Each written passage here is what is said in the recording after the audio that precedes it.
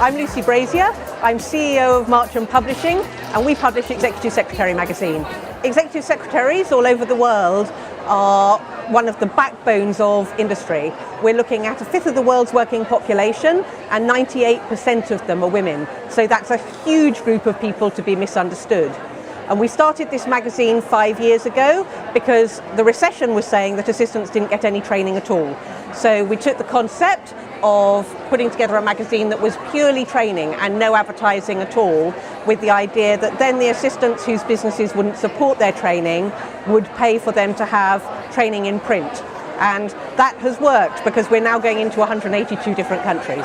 Our readers range from everything from those that are right at the beginning of their career, that are aspiring for a long-term career in this marketplace. And make no mistake, it isn't a job anymore, it is a career, it is a profession.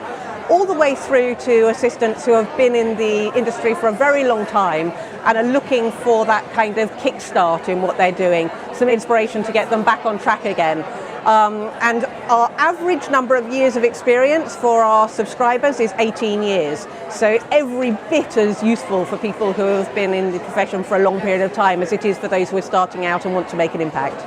If you're interested in subscribing or in attending the event, we've actually put together business case letters for you that you can take to your business that explain why they should be paying for it on your behalf. So you don't even have to do that piece of work yourself.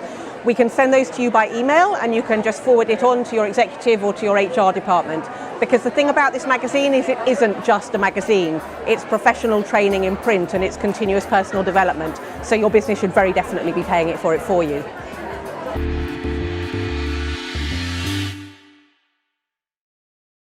Hi everyone, and welcome to live chat. I'm Jo Faraday and this is SureEdge Training. I'm really excited to have Lucy Brazier, CEO of Marcham Publishing and publisher of Executive Secretary magazine with us today. Welcome, Lucy. Hi, good to be here. Thanks for inviting me, guys.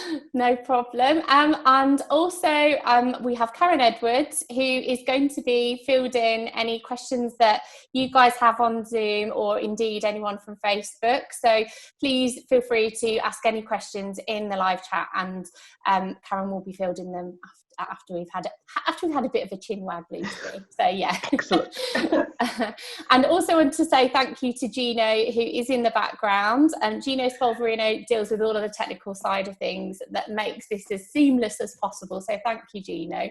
If anyone's got any queries, please feel free to chat with him on the chat as well. So Lucy, can you give us a bit of a background on what you did before you started running Executive Secretary magazine?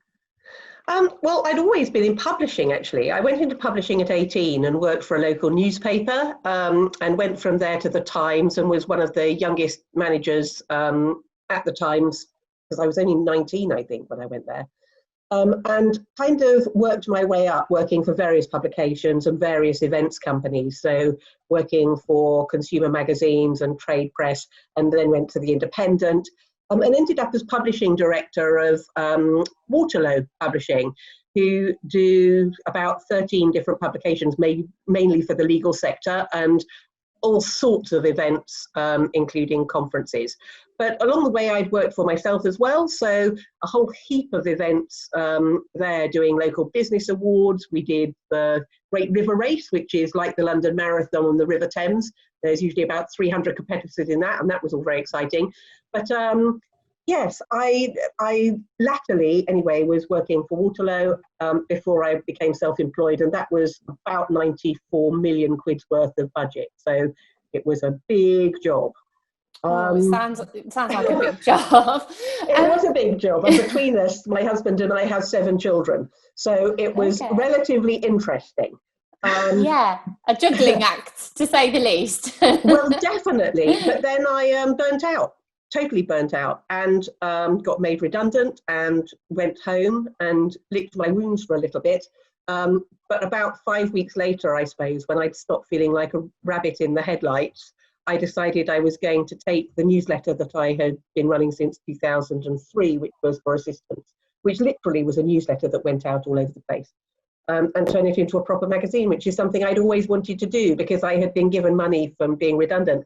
I would actually say that to all of you, which is that I keep getting messages from people saying, oh, I've been made redundant and it's so awful and so terrible. And yes, it is. And it always feels terribly personal, but actually it can be the most amazing opportunity to stand back and go, what do I really want to do?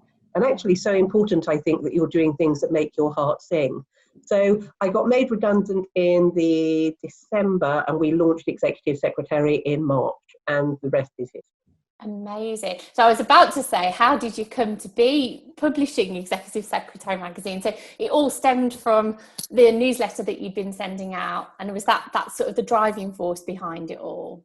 Well, it was, but I do kind of think it was almost God sent, you know. It was back in 2003, I was doing some PR for a lady called Leslie Everett, who is a lady who has written a book called Walking Tall, which is all about personal branding. And I was trying to get some of her PR into all sorts of magazines. And one of them was this newsletter.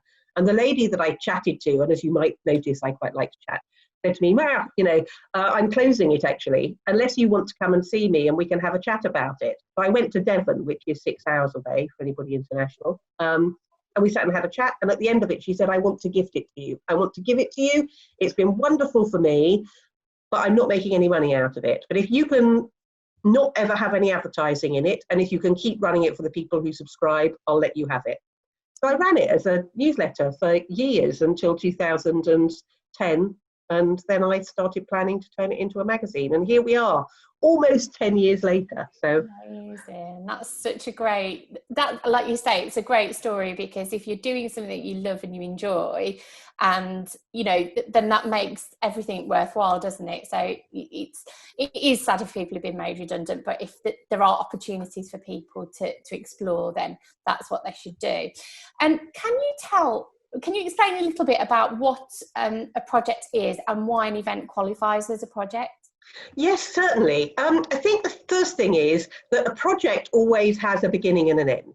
Okay, it's not something that's continuous, and obviously that is something that event has. So I think you should be looking at having a defined resource allocation. So there is a budget, there are a set number of people who are going to be doing it. It might be a full or a part-time activity, and it has to have a tangible output at the end of it. So it's absolutely ripe to be run as a project, as opposed to just being pulled together without a whole heap of thought. And the thing that I love about running events is that it actually starts off as being something that's very organizational and very detailed. I think the devil is very definitely in the detail, but it ends up being something that's very much about communication and creativity and inspiration. Yeah, brilliant. And in your experience, what are the key elements to consider when running an event as a project? I think a project, for me, there's a lot of nonsense talked about projects. It gets very, very complicated, and you can be made to feel that if you don't understand project management, then you don't really know what you're doing. But actually, to me, it's only 4 steps. So your 4 steps are understanding in the first place, really understanding. I'll come back to these in a moment. Secondly, planning it, then implementing it, and then doing the follow-up afterwards and making sure that you understand what went right and what went wrong. And actually, it's as simple as that. Obviously, there's a lot more detail goes into all of that, but let's start with the understanding bit. Because unless you understand what your executive is trying to achieve, or your company or your stakeholders are trying to achieve, how can you possibly produce something which is going to give them the results that they need? So I would start with the end in mind. And I would ask lots and lots and lots of questions, and not questions that are closed questions, so you get a yes or a no answer, but the how, what, where, when, why, all those questions, so that you really understand what the look and feel is going to be, for how many people, what kind of money is going to be spent. One of my favourite questions is always, if we get to the end of this and this whole thing is hugely successful, what does that look and feel like to you? Because actually, when you get to the end and you put out your questionnaire to ask people what they thought, then asking a question that means that your attendees are going to be answering, yes, you delivered that, means you can come back to your executive and say, that's what you asked me to do, and I've absolutely delivered it to the letter.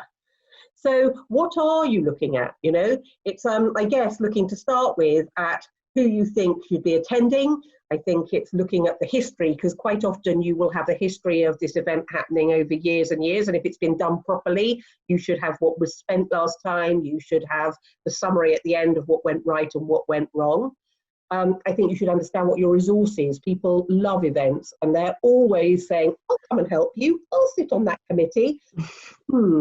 Yes, they tend to drop out if it becomes a little difficult or if they get more workload. So be sure who you've actually got working with you.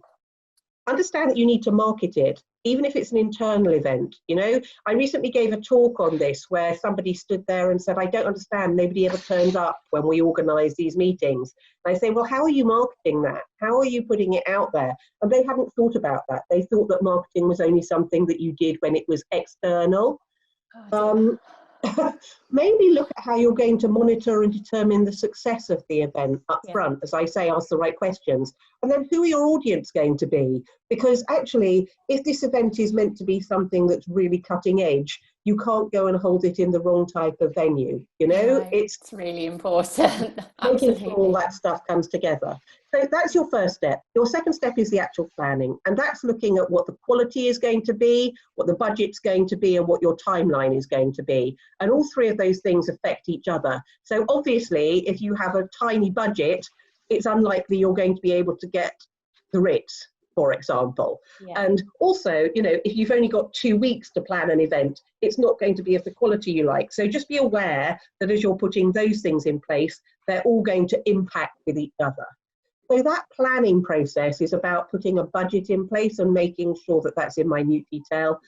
It's about making sure that you understand how you're going to build that, whether it's going to be your executive saying it's from the top down or from the bottom up. In other words, is it going to be something where they give you a set budget and then you build it within that? Or is it going to be something where they say, well, spend what you like, and then when you've given them the budget, say, no, you can't do that, that's not going to work. And then it's about making sure that you're going and finding the right suppliers and putting a timeline in place so that everybody understands when things are meant to be achieved. Then you're implementing it, taking the plan, you're making sure that it happens. Maybe make sure that you've got some things in there that are surprising. And then finally, that bit at the end where everybody sits down and says what worked, what didn't. You write it all up so that the next time somebody comes to do this event, there's a plan that's in place. Perfect. I mean, and a lot of people do miss that step, don't they? You know, they've got to the event, it's all happened, but what happens after the event is actually just as, if not more important than actually, you know, all the other stuff, because you want to learn and you want to grow and you want to develop it for the next time. So yeah, you know, that's brilliant, and I know people will have got a lot from that. And I know you always run your events from your budget, Lucy, so can you tell me a little bit about that? Yeah, I think doing that piece of work in the first place saves a whole heap of headaches later on. So what we tend to do is we take the historical data. We run 5 events a year. Well, we run our 5 conferences every year, which are all on different continents. And then we run some virtual events, and we also run about 60 training courses a year. So each event has its own budget, and we take all the historical data so we can see how much we spent last time. And then we put 9 categories down the side and do those all in minute detail. If anybody's interested in having a copy of that budget, you're really welcome. But it's things like transportation, food and beverage, hotel rooms, AV, you know, the things that you would expect, really. Yeah, brilliant. And then within each of those, we look at every possible associated cost, including taxes, including gratuities, including credit card fees, any of that stuff, it all goes in there. And then we use the budget in order to make sure that we are tracking everything. And across the top, we put a load of headings. So the headings are exactly what it is we're spending the money on, but then what we're predicting it's going to be, what the actual is, and then what the variance is, then who the supplier is with their contact details, and finally a section for notes. So if you can visualize that, what it means is that at all stages, I can see what my variance is, because there are some things that you're going to want to do that are nice to haves, and some things that you want to do that are absolute must-haves.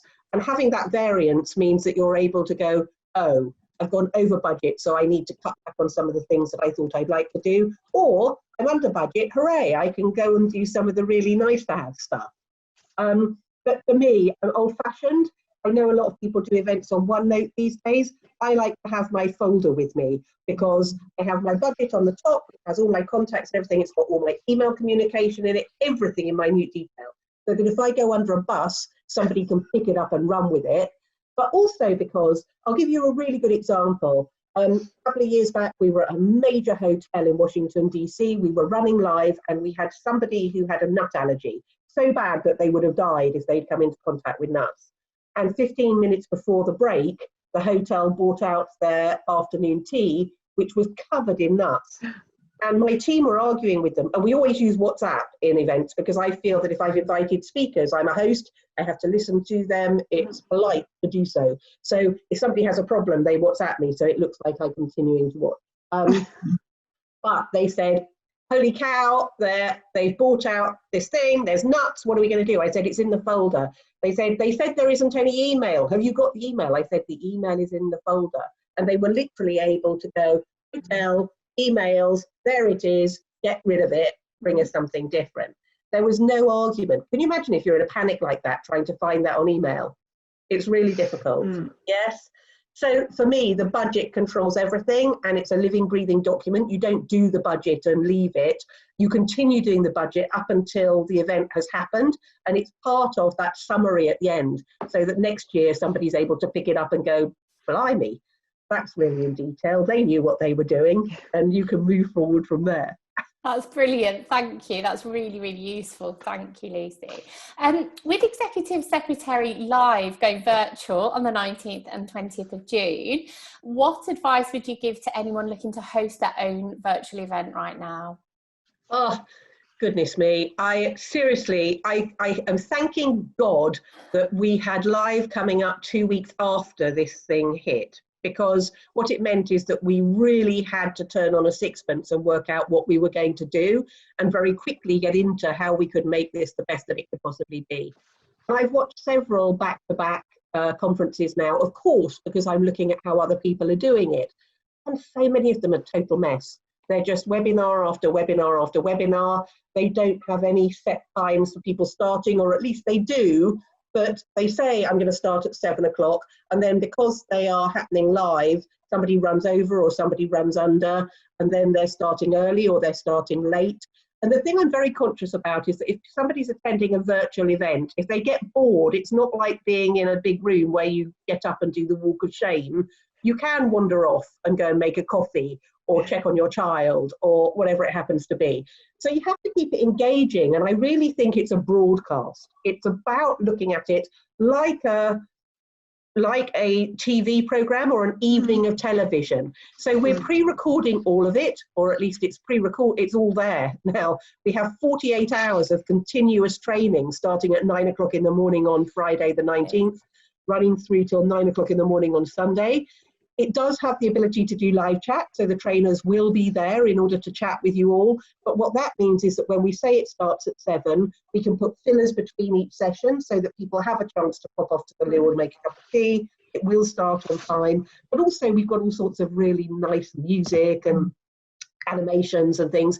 They're going to make it engaging and stop everybody dying of boredom. So I think it's a great way to think about it, that it is a broadcast and that it is planned from a broadcast agenda, not just from a normal agenda. And good grief, I can't tell you what a headache that has been. Putting that together in minute detail, so it's like, okay, here's the opening slide, here is the introduction to this person, here's the main thing, here is the follow-up, here is the advert, and it's all down to the second, and it's all got to be listed on spreadsheets. But it's going to be worth it. It's worth attending. It's phenomenal. 52 it sounds trainers. Amazing, definitely. Really, really good. So what advice would you give to people just starting out in the events industry right now? I think read everything. I think events as it is and has been is not going to be the way as it moves forward. I think there are going to be a lot more virtual events and a lot more hybrid events. And the technology that we're seeing at the moment is not going to be the be all and end all. People are inventing stuff all over the place. And, you know, I am looking at some phenomenal stuff out there that is really exciting coming up. And, you know, the whole hybrid thing, we will go back to doing executive live, as it were, but we're probably going to add an option in there so that people can attend all over the world and get beamed in if they want to be. And we may have some speakers that can't attend in person and beam those out. And, you know, I think the options and flexibility are amazing. And actually for virtual events, think about it. You don't have to pay for F&B. You don't have to pay for flights and rooms and all that stuff. And yes, we all want to meet in person, but actually if you use it properly, the budget will go far further if you're doing really exciting, imaginative virtual events. Brilliant. I'm totally in agreement with you. There's so much great things evolving right now at the moment. So, finally, the last one from me, because I know we've got lots of questions coming up. What are your plans over the next couple of months? As if you haven't got enough to do. It sounds like you'll want a big break, to be honest. But well, no, it isn't quite like that. I mean, we've done all sorts of things since we hit COVID. We've been doing a lot of this, a lot of chatting, a lot of trying to give advice out, and we will continue to do that. After Global, all of the presentations go up on a new learning library that we've just launched, but we've got a couple more events in the pipeline, one of which I think we're calling Parallel, which isn't just for assistants, but it's basically stories from the people that made history. So if you look at the lineup for live, a lot of our usual speakers like Zelda Laconji, who was Mandela's assistant, or Anne Hyatt, who's chief of staff at Google, or Libby Moore, you know, who looked after Oprah, all those kind of people aren't on our roster. And there is a reason for that, because we're in the process of putting something together, which I think will also be a book, which is literally a series of TED Talks from what they learned from serving some of the greatest people of our time. And that we hope to take live later on. But also we are doing Exec Tech, which is going to be purely technology and will be 24 hours of tech for assistants. And that is in the pipeline, so watch this space. I don't think we're going to be sleeping anytime soon, ladies. Oh, well, it all sounds absolutely amazing. And I can't wait to hear and see all about that. So yeah, definitely keep us all posted. So I'm going to hand over to Karen now, because I'm going to shut up. Yeah. Over to you, Karen. Lovely. Well, thank you. That was really fascinating, Lucy. So thanks for all your insight into that. I mean, I think the 4 stages of event management, I mean, really, it couldn't be any simpler, could it? When you break it down like that, it's actually really straightforward when you think about planning an event. So yeah, I think that's really useful for people not to panic about it. Just think about these stages and then fill in all the details. We have got quite a few questions, so I'm going to go through, which is good. One of them is, well, this is from me actually. Your career has been quite varied, so you didn't start off in events straight away. Do you think having that varied career path to where you are, do you think that makes you a stronger planner or a stronger events person? What are your thoughts on that? Because I know some people do a degree in events, some people don't do a degree in events, some people do training, some people kind of get work experience. What's your thoughts on how you arrive in the event world?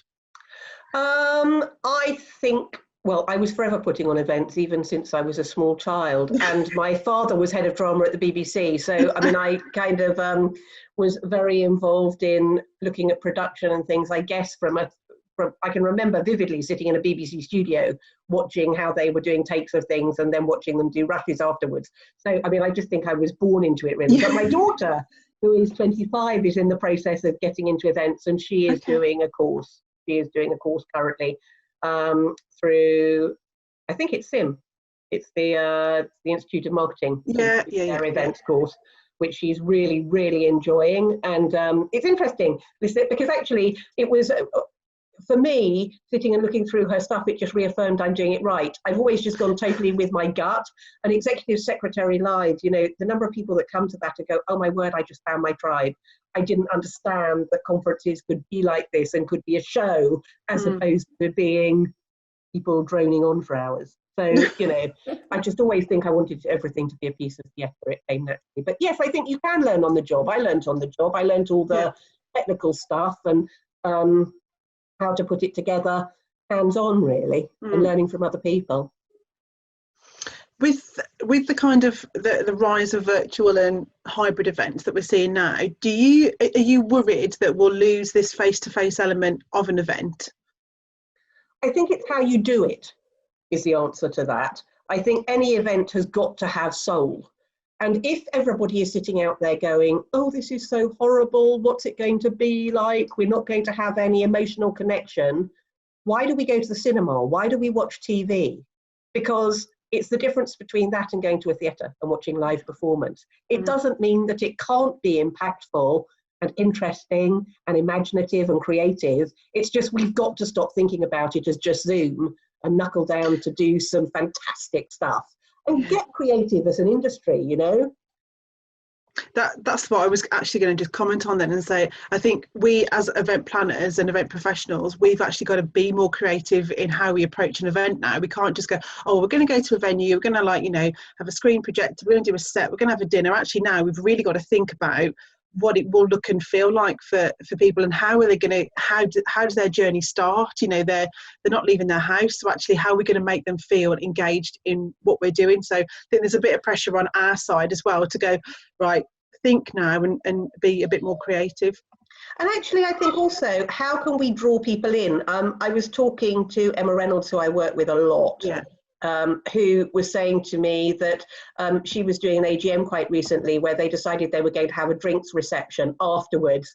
And they sent bottles of champagne, the one-person bottles of champagne, to absolutely everybody that was attending the AGM. So that once they'd finished, everybody opened their bottles of champagne together and sat there. And she did a conference for somebody else where she sent the invitation in a box, but the outside of the box was printed with thinking outside the box, so that the whole meeting was about people brainstorming and blue sky thinking and things. So maybe we need to get a bit more imaginative so that it is something you can touch and feel as well as watching online, and you feel you're really part of, that draws you in, you know?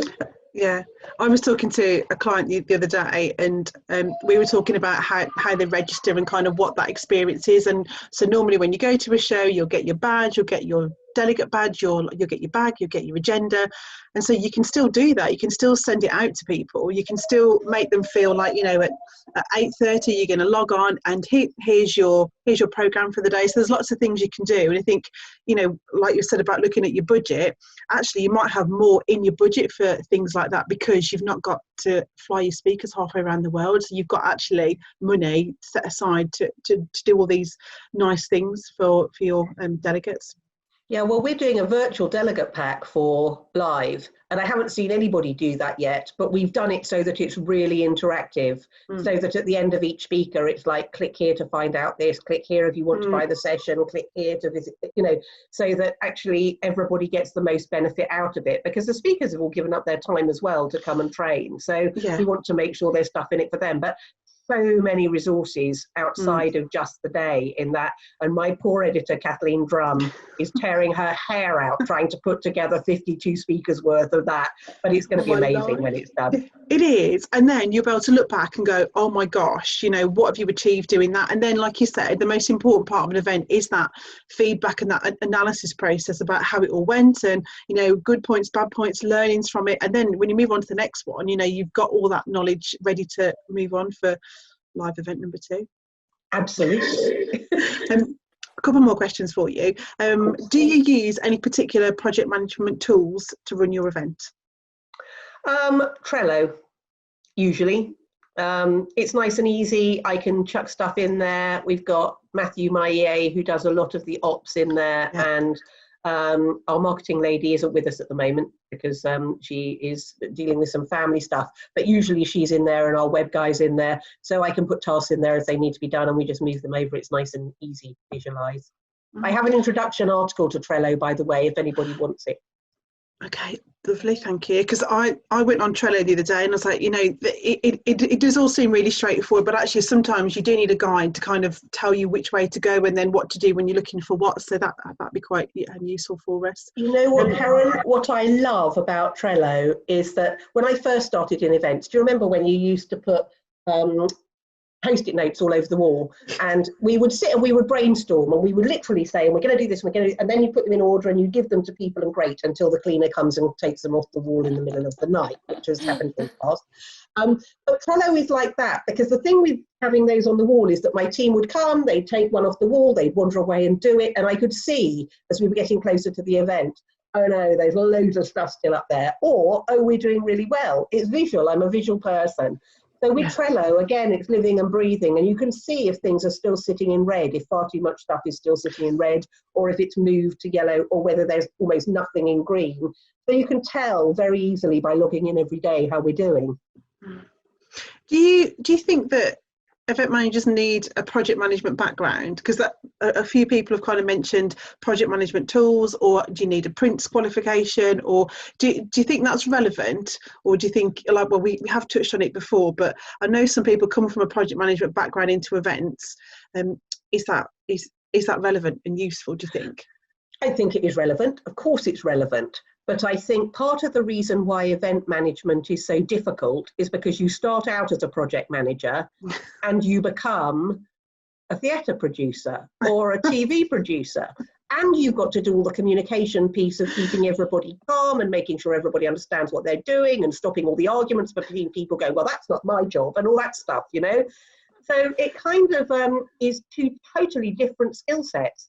And that's what makes it thrilling and amazing, but hugely difficult at the same time. So yes, by all means have the project management skills, because I think of course it adds to it, but it isn't enough just to have that. Do you, when you're looking to hire people to work on your events or work for you, is there any particular skill sets that you would look for? So besides a project management or event background, what kind of skill sets are you looking for the events that you run? If I was interviewing somebody for events, I would look for somebody who was going to be talking to me and be inspiring. So if I was, I know it's not even so much about skill sets, it's about sitting and having a conversation with somebody who, when you say, and tell me about something you've organised in the past, visibly lights up and says, oh, we did this, and that bit was really amazing, and that was so exciting. And you know what I mean? Yeah. And actually, sometimes people don't even have to have worked in events. You can say, well, tell me about something that you've organised in your private life that gives you the skills. And you want somebody who's going to talk it through with you and convey the magic. Because I think events, when they're at their best, are magical. Yeah, definitely. Well, I always say to people that I meet, and like people that are new to the industry, you've got to love it. Like, you've got to love this job. You've got to love what you do, because you've got to be passionate, because it's so involved in running an event and being on site for days on end, or now moving into this new world of virtual. You've got to get your head around it, and you've got to love what you're doing, because that's got to inspire people. It's got to inspire speakers to come and work with you. You've got to inspire a team to lead them and say, this is going to be great. And at the end of it, we're going to pop that champagne and we're going to look back and go, this was fantastic. Yes, but it is also very much a piece of theatre. And I said this to my team the other day and they went, oh, yes. So if you think about it, if you go to see a musical, you start off with an overture, and that means sit down and everybody be quiet because it's about to start, and you start getting excited. So if you have an opening animation which goes, boom, we're here, we've got this, then you usually have an opening speaker who is probably not the best person on your agenda, but who is absolutely rock solid, so that the audience feel really safe. You know that number at the beginning of a musical where they're flinging themselves around and it's nothing really here nor there, but you feel, oh, this is going to be a nice evening. And then you have, over the course of the next couple of hours, highs and lows, times where people cry, times where people laugh, stuff that's kind of practical. And then we usually have a speaker just before the last one who makes everybody cry. And then the final one is always somebody that everybody stands up and goes, way, fantastic. And then you go and have a gala dinner. It's just like into the theatre for the evening if you get it right. And people should come out of there feeling exhausted from the range of emotions, feeling like it's just been the most phenomenal day. Absolutely. I've just got a couple more for you, then Please we'll let you get back. Now, do you think you're ever going to stop working, or do you think you're that passionate about it that you'll just keep going and keep going and keep going? But have you got a plan to escape, or you staying put for a while longer? No, the plan is there is no plan. I mean, we were due to move to Spain 2 days before we went into lockdown. Our stuff is there. We're not there. My husband's 70. I'm 51. He's retired. So, I mean, we're going to go to Spain, which will be lovely. Yeah. once we're able to get back on planes again, I shall probably do that. You know, I haven't ever had a plan for this business. It evolves and opportunities come along, and I look at it and I always think, is this what's right for the assistant? And as long as it is, we go with it. But for me, I've always run the magazine from a, well, over to you. What do you want? And and gone with it. And it hasn't served me badly yet. Do you ever take people for work experience on your events? Because I think, like, listening to you now, lots of people are going to be like, oh my God, I want to get involved. I want to see kind of what you've done to put this live event on in, you know, a relatively short amount of time, and it sounds and will look amazing. Do you have opportunities for people that can come and support you? We haven't had yet, and that doesn't mean that we won't. It's only because we're such a tiny team, and we were only 6 people doing all this stuff. And we're virtuals anyway. We work all over the place, so none of us are in an office, which makes it quite difficult to take somebody on and train them what to do. And having said that, when I took Matt on 8 years ago, he'd worked in a garden centre. And I met him in a cab office because he was working for his dad. And he came and ran an event with me for the local Chamber of Commerce, at the end of which he said, I really would like to do, even if it's just 1 day's work for you a week, because I think I'd learn a lot. And I said, yeah, sure, but I'll pay you. And within a year, he was working for me full time. So, you know, it's not that I'm not willing to take people on that don't have the experience. It's just that right now, the only way we manage to get everything done is by everybody knowing what they're doing and head down and tail up and working, you know, as opposed to having to explain to somebody else. Fab. So you mentioned that that everybody here could have a copy of the budget. Is that okay if we can sort of forward it on to everybody? Lovely. I'll forward it to you. Feel free.